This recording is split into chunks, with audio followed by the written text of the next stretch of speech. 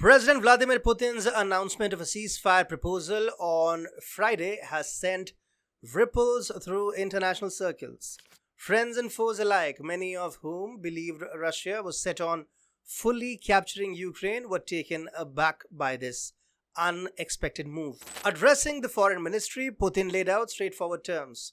Ukraine must withdraw from the 4 regions that voted to join Russia after the referenda of September 2022 and renounce its ambitions to join NATO. If these conditions are met, he promised, quote, "We will immediately cease fire and start negotiations." End of quote. Welcome to TFI Global, the antidote to mass delusion. The timing and context of Putin's proposal reveal deep strategic intentions. The announcement came just a day before the Swiss talks, which Russia vehemently opposes. Moreover, it coincides with the budding Sino-Brazilian initiative to organize an alternative peace process outside Western influence, aiming for a resolution at the G20 summit in Rio this November. This timing suggests Putin's proposal aims to disrupt the Swiss talks while bolstering the Sino-Brazilian effort. Beyond diplomatic maneuvering, there is a significant military strategic dimension to consider. With NATO potentially escalating its involvement in Ukraine by this summer, the threat of a conventional intervention looms large. If NATO forces cross the Dnieper River, posing a threat to Russia's newly acquired territories, Russia might resort to tactical nuclear weapons in self-defense. This scenario, with its catastrophic potential, underscores the urgency behind Putin's proposal. By presenting these terms now, Putin aims to preemptively avert a possible escalation into World War III. If Ukraine accepts his conditions, the military phase of Russia's special operation could end, shifting the focus to diplomacy. However, the likelihood of Ukraine and its Western allies accepting these terms is slim.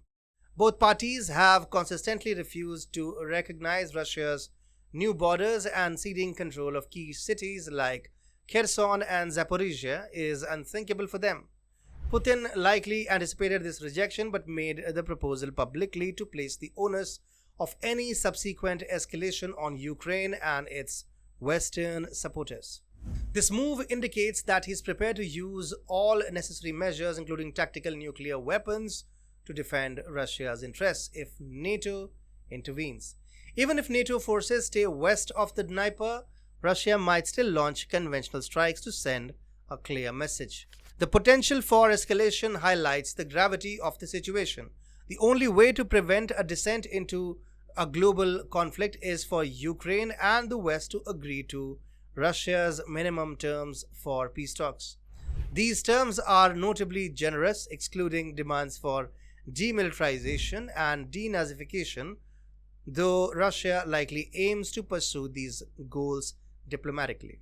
Even if these objectives are not fully achieved, gaining recognition of its new borders and Ukraine's abandonment of NATO aspirations would be significant victories for Russia. Russia's pragmatism is evident. He understands that a Korean-like armistice would merely buy time for both sides to rearm before hostilities likely resume. Yet he is willing to entertain this scenario if comprehensive peace is unattainable. Ukraine and the West are also aware of this dynamic, making them reluctant to comply with Russia's terms, as it would place them at a strategic disadvantage in any future conflict. Thus, military means remain the primary avenue through which Russia seeks to achieve its political objectives. Even if Russia secures recognition of its new borders, it would be unwilling to halt the efforts without addressing its security concerns, including Ukraine's de facto NATO membership. For Ukraine and the West, accepting Putin's terms might seem advantageous, allowing them to rearm and train for future confrontations while potentially reducing immediate conflict. However, political realities make this acceptance unlikely. Ukraine and its Western allies are invested in their reputations and unwilling to concede defeat. This stubbornness could propel the conflict towards a larger, more devastating war Their strategy hinges on achieving a symbolic victory such as formal NATO involvement in Ukraine, even at the cost of losing more territory.